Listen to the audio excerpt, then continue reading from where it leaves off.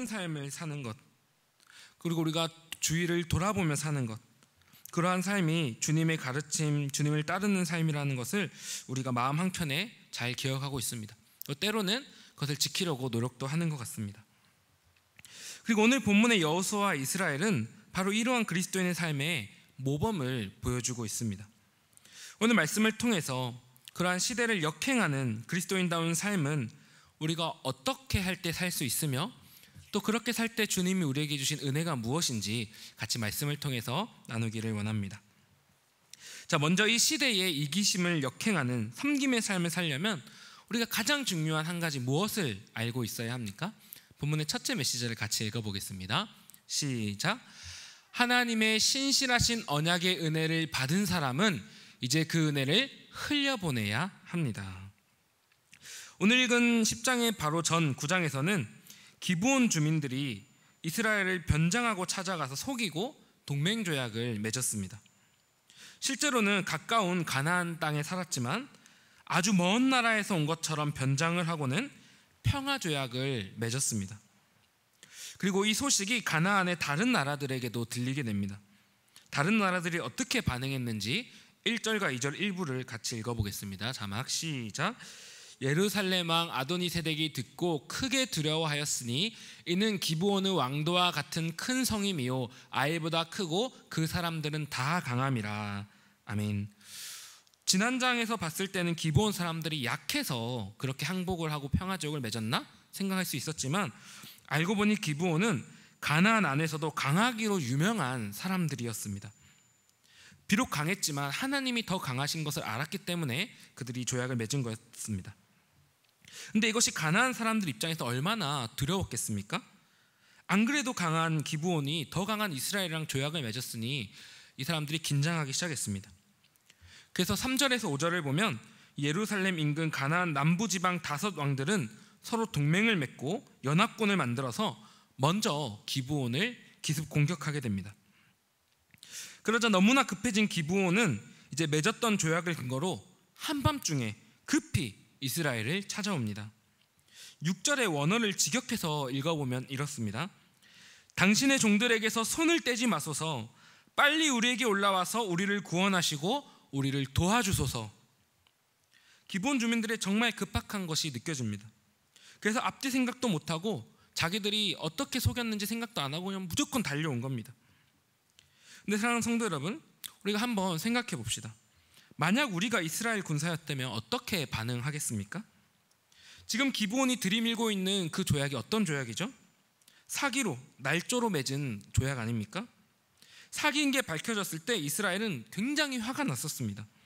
그래서 전에 9장을 보면 온 이스라엘이 너무 화가 나서 막 살기가 등등해서 이 사람들을 죽이고 싶어서 꼬박 3일을 행군해서 기브온을 찾아갔었습니다. 만약 여호수아가 그날 나서서 안 말렸으면 정말 큰일이 났었을 겁니다. 여러분, 우리 같으면 갑자기 찾아와서 이렇게 뻔뻔하게 살려달라는 기브온 사람들에게 어떻게 하시겠습니까? 여러 가지 선택지가 있겠죠. 만약 그대로 내버려두면 어떻게 됩니까? 가나안 연합군과 기브온이 서로 싸우다가 둘 다 약해지는 시간이 올 겁니다. 그러면 그냥 옆에서 모른 척 보고 있다가 그때 공격을 하면 어부지리로 굉장히 큰 군사적 이득을 노릴 수 있습니다. 근데 여러분, 이스라엘은 어떻게 합니까? 6절과 7절입니다. 제가 읽어보겠습니다. 아무리 사람의 왕들이 다 모여 우리를 치나이다 하매 어떻게 하죠? 여호수아가 모든 군사와 용사와 더불어 길갈에서 올라가니라. 아멘. 뭐 다른 대사가 나오지 않습니다. 그저 그 말을 듣자마자 모든 군사와 용사를 다 모아서 지체 없이 기브온을 향해 그 자리에서 바로 출발하는 겁니다. 여러분, 심지어 학자들의 연구에 따르면 길갈에서 기브온까지가 어떤 길이냐면 일단은 약 40km 길입니다. 그래서 전에 9장에서 이스라엘이 화가 났을 때 찾아갔을 때 3일 만에 도착을 했었습니다. 그리고 심지어 기브온은 해발 1200m 고산지대이기 때문에 처음부터 끝까지 아주 긴 험난한 오르막길입니다. 그래서 3일 동안 힘들게 갔었습니다.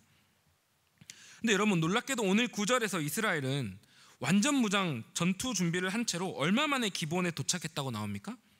9절입니다. 같이 읽어보겠습니다. 시작. 여호수아가 길갈에서 밤새도록 올라가 갑자기 그들에게 이르니. 밤새도록 걸어서 반나절 사이에 밤을 새서 도착합니다. 아마 10시간 넘게 걸어서 그 오르막길을 막 잠도 못 자고 올라왔습니다. 그렇게 도착하자마자 해가 뜨고 도착하자마자 5개국 연합과 치열한 전투를 치르는 겁니다. 사랑하는 성도 여러분, 이해가 되십니까? 이들은 왜 이렇게까지 합니까? 굳이 이렇게까지 해야 할 의무가 없습니다. 속임수 조약이지 않습니까? 안 가도 될 핑계가 얼마든지 있습니다. 길이 험하고 우리 목숨이 아깝고 다음 예루살렘과 전투를 위해서 체력을 보존해야 합니다. 아니, 조약을 지킨다고 하면서 그냥 평소 걸음걸이대로 3일 만에 도착하면 그것은 조약도 지키고 군사적 이득도 누릴 수 있는 최고의 작전입니다. 그러나 도대체 왜 이렇게까지 합니까? 아무리 생각해도 세상의 상식으로는 이해할 수 없는 반응입니다. 여러분, 제가 아무리 고민을 해도 왜 이랬을까 떠오르는 이유는 단 한 가지밖에 없습니다.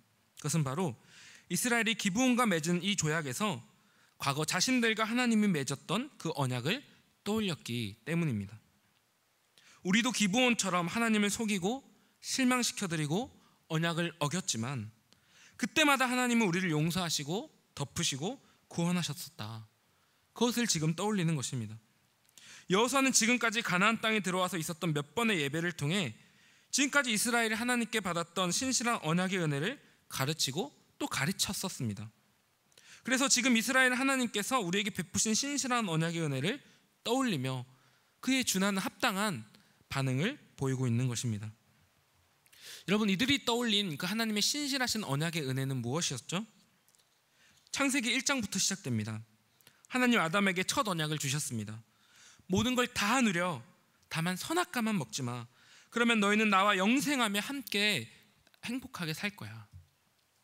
그러나 아담은 사탄의 혀에 속아 언약을 깨트려 버립니다.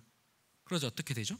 놀랍게도 창세기 3장에서 하나님은 아담의 실패를 용서하시고 가죽옷을 입히시고 또 여인의 후손, 자기 아들을 약속하시면서 1장에서 주셨던 그 처음 언약보다 더 좋은 은혜의 언약을 주십니다. 그리고 노아 시대에도, 아브라함 시대에도, 이삭과 야곱, 모세와 여호수아의 시대에도 하나님은 항상 이와 같은 패턴으로 우리의 실패와 배신을 뚫는 더 위대하고 강한 은혜와 풍성한 자비로 더 새 좋은 언약을 늘 주셨습니다. 하나님 이렇게 말씀하셨습니다. 여호와라 여호와라, 자비롭고 은혜롭고 노하기를 더디하고 인자와 진실이 많은 하나님이라. 이렇게 말씀하시며 모든 허물을 덮으시고 늘 새로운 더 좋은 은혜의 언약을 베푸신 그분이 우리 하나님이십니다. 그리고 마침내 아들을 보내시고 죽이심으로 새 언약을 완성하셨습니다. 그렇게 우리가 다시 그 영생을 얻고 아버지와 아들의 관계를 해보겠습니다. 사랑하는 성도 여러분, 이스라엘은 언약을 맺었던 기브온의 모습에서 바로 자신들의 모습을 봅니다. 그리고 이제는 하나님이 우리에게 하셨듯이 이제는 우리가 기브온의 허물을 덮고 실패를 용서하고 신실하게 언약의 은혜를 베푸는 것입니다. 세상의 상식으로는 이렇게 할 수 없습니다. 내 시간, 내 정성, 앞으로 내가 해야 될 일들, 그런 때 생각하면 결코 이렇게 할 수 없습니다. 그러나 이들은 하나님이 나에게 어떻게 하셨는지를 기억하기 때문에 지체 없이 출발하며 목숨을 내놓고 그들을 향해 나가는 것입니다.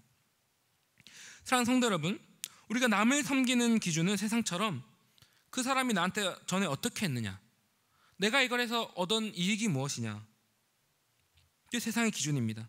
그러나 우리의 기준은 그것과 다릅니다. 이렇게 가장 불합리한 나를 끊임없이 언약으로 품으신 하나님이 나를 어떻게 사랑하셨느냐, 그것이 우리가 움직이는 기준입니다. 사랑하는 성도 여러분, 우리가 이것을 반드시 기억해야 합니다. 여러분 주변에 혹시 이 기브온 사람들처럼 때로 나를 속이고 화나게 하고 손해보게 하는 그런 얄미운 사람 혹시 있으십니까? 그러나 그 사람이 나를 얼마나 속상하게 했든지 간에 우리는 하나님의 마음을 지금까지 더 속상하게 했었음을 기억해야 합니다. 그리고 그런 나를 언약으로 품으신 하나님의 은혜를 기억해야 합니다. 그러면 우리의 속마음은 이제 달라질 것입니다. 아, 저 사람이 나를 저렇게 속상하게 하는데 나는 하나님을 더 속상하게 했구나. 그러나 하나님은 나를 더 큰 사랑으로 품으셨구나. 저 사람 덕에 내가 하나님 은혜 다시 한번 더 기억하네 하면서 우리는 그 하나님의 신실하신 은혜를 이제 베풀며 살아야 합니다. 우리 그렇게 나에게 어떻게 했던지 간에 그를 품고 돌아보고 도와줍시다. 그렇게 되면 우리 안에는 하나님 베푸신 그 은혜에 대한 감격과 그 기억과 그 은혜가 날마다 더욱더 넘치는 삶을 살아가게 될 것입니다. 그러한 은혜가 있기를 간절히 축복합니다. 자, 그렇다면 다음으로 하나님이 이렇게 은혜 베풀며 사는 사람에게 어떤 은혜를 주시기 시작합니까? 우리가 어떤 은혜를 받게 되는지 두 번째 메시지 한번 읽어보겠습니다. 시작. 하나님은 신실한 은혜를 베푸는 자의 편에 서시고 그의 싸움을 대신 싸워 주십니다. 네. 여러분, 이스라엘이 은혜를 베풀기 시작하자 하나님이 이스라엘 대신해서 싸워주기 시작하십니다. 먼저 하나님이 이렇게 말씀하십니다. 8절입니다. 같이 읽어봅니다. 시작. 그때 여호와께서 여호수아에게 이르시되 그들을 두려워하지 말라. 내가 그들을 내 손에 넘겨주었으니 그들 중에서 한 사람도 너를 당할 자 없으리라 하신지라. 아멘. 여호수아, 이스라엘, 너희도 언약을 지켰구나. 내가 너희에게 했던 것처럼 너희도 이제 언약을 지키는구나. 잘했어. 이제 내가 너희 싸움을 대신 싸워줄게. 한 사람도 너희 손을 벗어날 수 없을 거야. 하나님께서 다시 한번 격려하며 약속을 주시는 겁니다. 그리고 나서는 본격적인 하나님의 싸움이 시작됩니다. 먼저 놀랍게도 그 뜨거운 여름 이스라엘 땅에 우박 세례를 내리십니다. 11절입니다. 그들이 이스라엘 앞에서 도망하여 베토론의 비탈에서 내려갈 때에 여호와께서 하늘에서 큰 우박 덩이를 아세가에 이르기까지 내리심에 그들이 죽었으니 이스라엘 자손의 칼에 죽은 자보다 우박에 죽은 자가 더 많았더라. 아멘. 여러분, 이날 가나안 연합군은 베토론에서 아세가에 이르기까지 도망을 갑니다. 그 거리가 무려 32km 길입니다. 근데 그 긴 도망 중에 큰 우박 덩어리를 내리십니다. 하나님께서 그들을 대신 싸우시며 쓸어버리시는 겁니다. 그래서 여러분, 10절이 이 전투의 핵심을 정확하게 요약하는데요, 한글 성경은 10절 중간에 여호수아가 그들을 기브온에서 크게 살육하고 라고 번역을 합니다. 근데 여기서 여호수아가 라는 말은 원어로 보면 그냥 그가입니다. 그리고 많은 대부분 학자들은 여기서 말하는 그는 여호수아가 아니라 여호와다라고 해석을 합니다. 그래서 그 10절을 이 의미를 살려서 읽으면 이렇습니다. 홀로 여호와께서 적들을 혼란에 빠뜨리시고 하나님이 적들을 치시고 하나님이 적들을 추격하시고 하나님이 또다시 적들을 크게 치셨다. 아멘. 사랑하는 성도 여러분, 이 전투의 핵심은 하나님께서 처음부터 끝까지 이스라엘을 대신해서 싸우셨다는 겁니다. 하나님이 내게 주신 은혜를 늘 생각하며 나도 그 은혜를 주변에 흘려보내기 시작할 때 하나님께서 나의 용사로 나의 싸움을 대신 싸우신다는 것입니다. 여러분, 이게 정말 상상이나 되는 은혜입니까? 그래서 과거에 매튜 헨리라는 신학자는 이 구절에 대해서 이런 글을 남겼습니다. 하늘이 자신들에 대항하여 싸우고 있음을 알게 되었을 때 적들은 얼마나 엄청난 공포와 혼란에 휩싸였겠는가. 누가 감히 하늘에 걷는가 다툴 수 있으며 또 그것으로부터 도망칠 수 있겠는가. 또 누가 하늘의 권능에 대항하여 담장을 치고 스스로 보호할 수 있겠는가. 그렇지 않습니까? 도망치고 있는 연합군이 하늘에서 떨어지는 우박을 보면서 지금 우리를 대항하는 건 이스라엘뿐만 아니라 저들이 믿는 하나님이라는 하늘의 신이구나. 그것을 알게 됐을 때 그들이 얼마나 좌절하고 혼비백산했겠습니까? 그런데 우리가 은혜를 베푸는 삶을 시작할 때 하나님께서 우리를 위해 이렇게 싸워주신다라는 것입니다. 사랑하는 성도 여러분, 정말로 하나님은 받은 은혜를 흘려보내며 사는 자들을 위해서 대신 싸워주십니다. 역사 속에서도 그런 이야기가 있었는데요, 6.25 때 우리나라를 위해 싸워주신 분들 가운데 윌리엄 해밍턴 쇼라는 분이 계셨습니다. 한국 이름으로 서위렴이었다고 합니다. 이분은 한국인 선교사셨던 부모님으로 인해서 일제강점기 때 평양에서 태어나고 고등학교 시절까지를 한국에서 보냈습니다. 그리고 대학에 갈 나이가 돼서 미국으로 갔고 공부를 참 잘했다고 합니다. 그래서 열심히 공부해서 하버드 박사과정을 마무리하고 있었습니다. 근데 이제 7개월만 있으면 하버드 박사과정이 마치는데 그때 한국에서 6.25 전쟁이 터졌다는 소식을 듣게 됩니다. 그러자 그는 조금도 지체하지 않고 박사과정 그 아까운 것도 그만두고 해군으로 심지어 재입대를 하게 됩니다. 그리고 한국 지리를 아는 그는 작전 장교가 돼서 우리가 잘 아는 메가더 장군의 최측근으로 임무를 수행하게 됩니다. 우리는 잘 알지 못하지만 6.25 대역전승의 발판이 되었던 그 인천 상륙 작전에는 바로 이러한 분들의 섬김과 헌신이 있었다고 합니다. 여러분, 윌리엄 쇼의 그 선교사 부모님께서 얼마나 아들이 걱정됐겠습니까? 그래서 아마 조금만 더 이거 박사과정만 하고 가려고 말리셨던 것 같습니다. 근데 그때 윌리엄 쇼가 부모님께 보낸 편지 내용이 양화진에 있는 그의 묘비에 이렇게 적혀 있다고 합니다. 아버지, 어머니, 지금 한국인들은 전쟁 중에 자유를 지키려 분투하고 있는데 만약 제가 애를 도우려 흔쾌히 가지 않고 전쟁이 다 끝나고 평화시에 선교사로 돌아가려 한다면 그것은 제 양심상 도저히 허락되지 않는 일입니다. 아마 그의 마음에 이런 것이 있었을 것입니다. 어렸을 때 그 한국인 선교사로 계셨던 부모님께 하나님에 대한 신앙을 배웠겠죠. 그리고 하나님께서 나에게 어떤 은혜를 주셨는지 그의 마음에 그 은혜가 늘 살아 있었을 것입니다. 그리고 이제 내가 그 은혜를 베풀 수 있는 때가 되었을 때 그는 망설임 없이 출발했던 것입니다. 왜냐하면 그의 삶의 기준은 세상의 기준이 아니라 하나님이 베푸신 은혜였기 때문입니다. 그리고 하나님은 그러한 그에게 승리를 주셨습니다.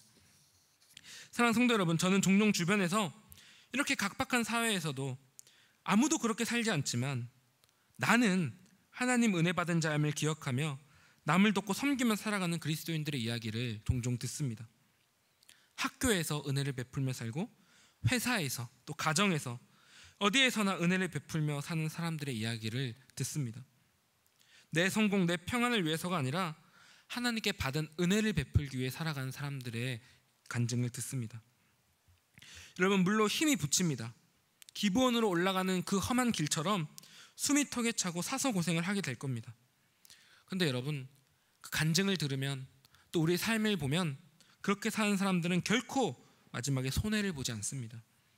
정말 힘이 들고 돌아보면 힘이 들겠지만 돌아보면 그 모든 길에 하나님이 나와 대신해서 싸우고 계셨음을 보게 될 것입니다.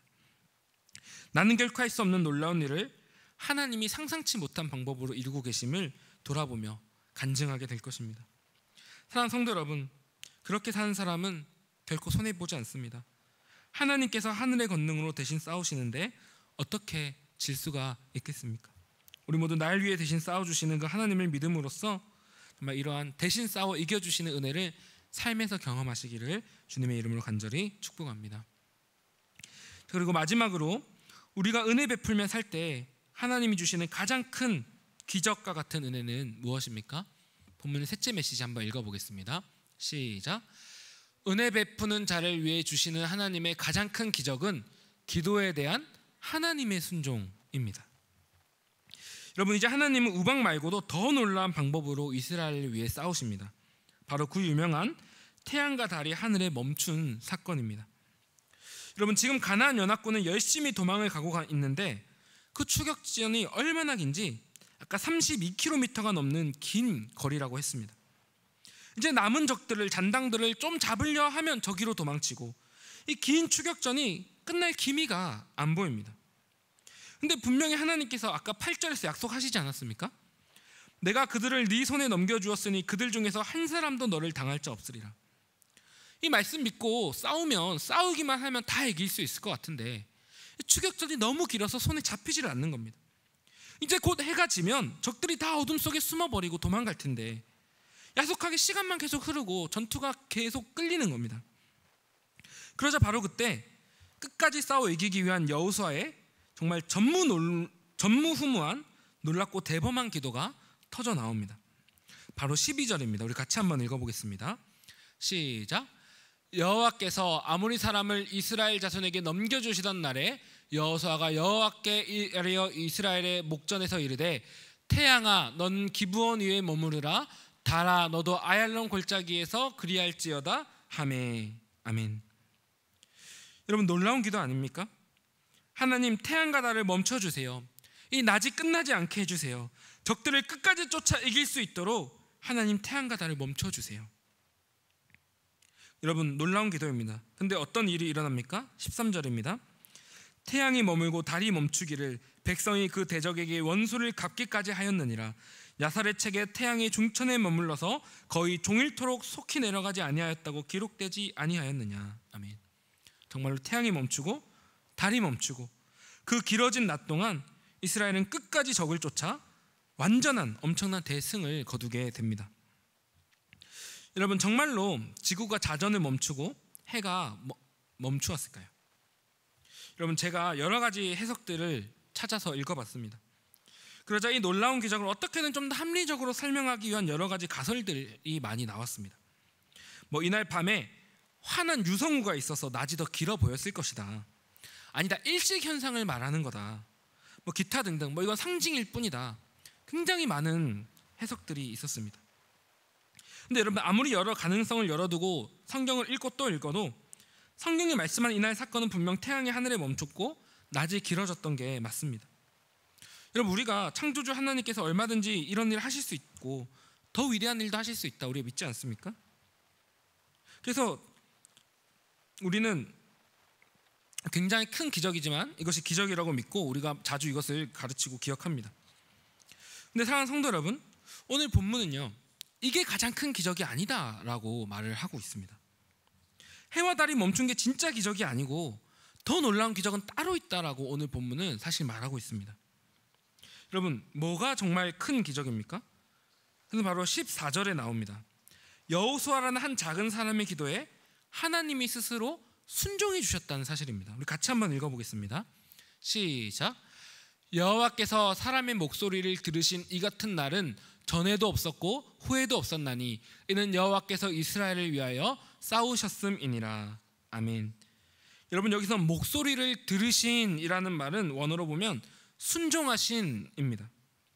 여호와께서 한 사람의 기도에 순종하신 이 같은 날은 이게 바로 전무후무한 가장 큰 기적이다 라고 오늘 성경이 지적해서 말하고 있는 것입니다. 여러분, 하나님의 은혜를 기억하며 그 은혜를 베푸는 자의 기도에 하나님 놀랍게도 기뻐하시며 스스로 순종해 주신다는 겁니다. 그것이 설령 해와 달을 멈추는 일일지라도 말입니다. 사랑하는 성도 여러분, 하나님께서 기뻐하시며 기꺼이 내 기도에 순종해 주신다. 이보다 더 큰 기적이 이 세상에 어디 있습니까? 여러분, 우리가 이러한 삶을 살아가는데 하나님이 내 기도에 응답하시고 순종해 주시고 역사해 주신다? 얼마나 큰 기적이고 얼마나 큰 능력입니까? 여러분, 때로는 우리가 그 받은 은혜를 주변에 흘려보낼 때 굳이 이렇게까지 도와줘야 하나? 라는 생각이 들 겁니다. 그러나 이것을 생각해 보기 바랍니다. 내가 이렇게 살면 하나님은 내 기도에 순종해 주신다. 여러분, 그럼 절대 손해보는 삶이 아닙니다. 하나님이 내 삶에서 대신 싸워주시고 기도에 응답해 주시며 내 삶을 들어 쓰시는데 그것보다 더 귀한 삶이 어디 있습니까? 사랑하는 성도 여러분, 말씀을 맺으며 제가 예전에 있었던 일 하나를 소개하려고 합니다. 제가 군대에 있을 때입니다. 제가 흔히 꼬인 군번이라고 해서 제가 군대 입대한 지 1년이 훌쩍 넘어서 제 마투임을 받게 됐습니다. 근데 그 마투임이 소위 말하는 고문관이었습니다. 그 전에 있던 생활관에서 참 어리버리하고 말길 못 알아듣고 일 못한다고 굉장히 심한 따돌림을 받다가 저희 생활관으로 온 그런 후임이었습니다. 그런데 그 후임이 참 딱해 보였습니다. 그래서 그 후임을 제가 많이 도와줬습니다. 뒤에서. 저도 아직 끝에서 2번째밖에 서열이 안 됐지만 많이 도와줬습니다. 하루는 그 친구 생일인 걸 알았는데 그 선임들이 생일을 아무도 안 챙겨주는 겁니다. 그날도 혼이 나서 혼자 주눅 들어있는 걸 제가 봤습니다. 그래서 PX에 가서 조그만 초코 과자를 사다가 편지를 조금 써가지고 줬습니다. 굉장히 기뻐하면서 그 친구 감동을 받았습니다. 근데 그날 오후에 그 친구를 유독 싫어하던 한참 선임이 저한테 와서 너 한 번만 더 도와주면 너도 똑같이 할 거라고 협박을 했습니다. 많이 무서웠습니다. 그래도 계속 도와줬습니다. 교회도 데리고 나가고 열심히 도와줬습니다. 그리고 기도도 했습니다. 이 친구 그만 괴롭힘 당하고 잘 인정받고 군생활 잘하게 해달라고 열심히 기도했습니다. 그런데 그렇게 기도하면서 또 그 선임들이 그렇게 하지 말라는 얘기들도 있었지만 그렇게 살다 보니까 그 친구도 자신감을 얻고 또 군생활도 잘 적응하고 또 다른 선임들과도 관계가 회복되면서 그 친구가 남은 군생활을 저와 함께 정말 즐겁게 했던 기억이 있습니다. 그리고 전역한 지 한참이 지났지만 설날이나 추석 같은 명절이 되면 1년에 한두 번 정도는 그 친구한테 영천이 형 잘 지내냐고 연락도 옵니다. 신앙생활도 잘하고 있다고 합니다. 저는 작은 일이지만 우리가 정말로 받은 은혜를 기억하면서 베풀며 살 때 우리가 상상할 수 없었던 놀라운 일이 그때부터 시작된다고 믿습니다. 우리 모두 오늘 말씀 기억하며 살아가는 저희들 되기 원합니다. 먼저 내가 어떤 은혜를 받았는지, 그리고 내가 그렇게 할 때 하나님이 날 대신해서 싸워주시고 기도에 응답하신다는 것, 우리가 기억하며 살 때 축복의 통로가 되어 하나님의 놀라운 역사를 보는 우리 모든 성도님 되시기를 주님의 이름으로 축복합니다. 아멘. 우리 기도.